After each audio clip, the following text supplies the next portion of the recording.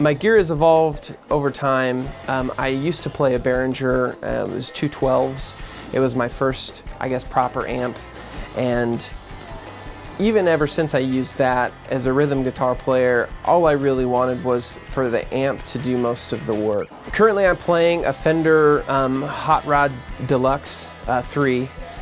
I've played a lot of amps and I really loved, this one stuck out because it really had that vintage tone when you need it, and then when you need it to beef up for the really loud rhythm guitar stuff that we do in some of the parts, it just absolutely does everything that I wanted it to do. I didn't want to rely on a big pedal board or rely on some sort of like unique pedal that's only made in a specific time, or it's just that Behringer had an amazing tone as well, so when I switched over to the Fender, it provided me that more of a vintage sound that we're looking for. I used to use a Vox AC15, which I absolutely loved. I love tube amps and I love the tone that it produces, but unfortunately, like, it was just too, it wasn't powerful enough. So I used to have to like crank it, and then that would like sabotage the tone that I could get out of it. So I did have to kind of like go towards the more solid state 2x15, where it did garner me a little bit more power. And it didn't mess with the tone anymore. So I still got to retain that like gainy sound that I was looking for. I use a number of pedals, starting with a volume pedal, like a swell pedal, that chains into a gain pedal. I switched that between a Hot Tubes by Electro Harmonics based out of New York City. And then I also have a Hangman, which is made by Outlaw Effects, which are based out of Canada.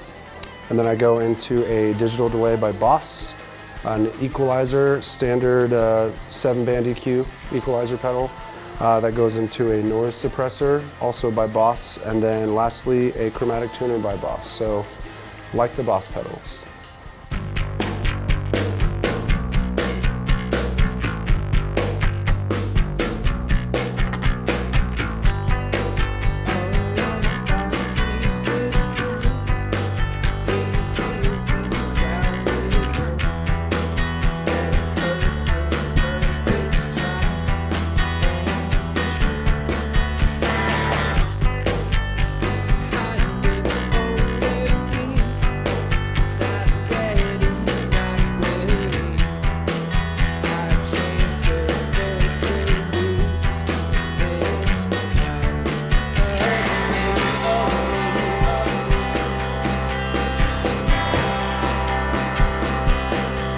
So in the dark,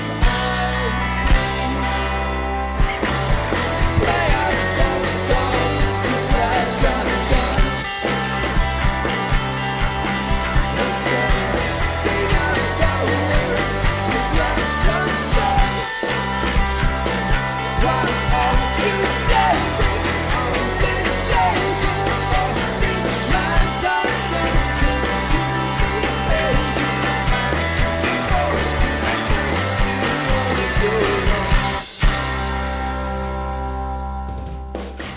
When I first started out in the Deer Misses, I was using Cody's bass rig, which was huge, and then I did some research and I got an Ampeg bass head. It's the PF500, and then I also got the 410 B-Series Ampeg bass cab to go with it. I have two basses. I use a Fender Precision bass. It's just their standard 4-string bass, and then I have another bass I bought because we needed I needed 2 basses, so I got a Squire by Fender bass, and it has actually really good sound to it. So it's really loud, and then I've got the Sans amp I plug into it for the tone and the nice distortion sound. My first bass was a nameless bass. It was white with no name brand or anything on it. Just a 4-string white bass, and it was a kid-size one. Head-wise, I use all Remo heads. They're all coated, so basically for the Dear Misses, I like to have like a warm tone for what we play, and I like the heads to be a little bit looser. That way I can get more of that lower tone. Snare-wise, it's a Remo Power Stroke 77. It has more of a really nice attack, and especially low volume. I can tune it to mid to low. And then the bass drum is a clear Power Stroke 4, which for live sound, even in a recording application, it's pretty deep and a nice attack. For pretty much anything live, I use 64 Audio inner monitors. They're based out of Washington. So I use these live just to basically monitor. Instead of using a wedge, I use these to get the whole mix of everything. But it's a 4-driver inner monitor, so I have a sub frequency, a low frequency, mid, and a high frequency. So that way it has a good mix, and it's a good application for drummers. I think ever since I was a kid, a lot of people had the 2-rack tom system, but all the drummers that I had saw growing up and started like idolizing, they just had a very simple setup. And I guess also I played jazz, and jazz is usually just a snare, rack tom and floor tom system, and a kick. So it's just a very simple setup to me. I don't need anything more than just this, and it's pretty comfortable. Thanks guys so much for watching B-Side Roots. We've had a good time. We're the Dear Misses. The song is called Let Go.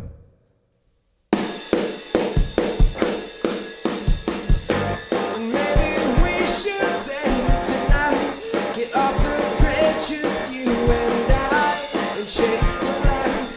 Maybe we could fall in love again, and maybe we would feel alive. Get our problems and pretend that you and I are the only ones left here, so just let go. We can lay in the darkness, midnight starlight, and conversations, and just let go. Many things are dividing us so that we can come together, so just let go. We can lay here forever, sharing me your dreams tonight. Remember all the things you love, all the nights you swore you made for this place. So kiss me. I think the sound I really want to go for is just a warm, big bass sound. I really enjoy the slightly distorted bass sounds, yet still have really great tone, and I think I've got that. I'm a big fan of writing guitar tone and guitar parts to kind of like carry the vocals. So if it's not helping the vocals be more pronounced, then I try and adjust the tone to help facilitate that more. Because we are a pretty heavily vocally driven band, so I want to make sure that that's also being promoted with the guitar sound too. As a rhythm guitarist, I want something that blends really well. It's not going to stick out, it's just gonna aid to the chord changes, which again, I really, really want the vocal melodies to be the most important thing. So I didn't want to have a really big, flashy, crunchy rhythm guitar sound. I wanted it to really blend, and I really wanted it to be the support, and really work with the bass guitar, really work with the drums, really something that can just stretch all the way left to right, that can just be that foundation of the song. I really want to provide that stability. I think that really aids to what the Dear Misses is trying to do.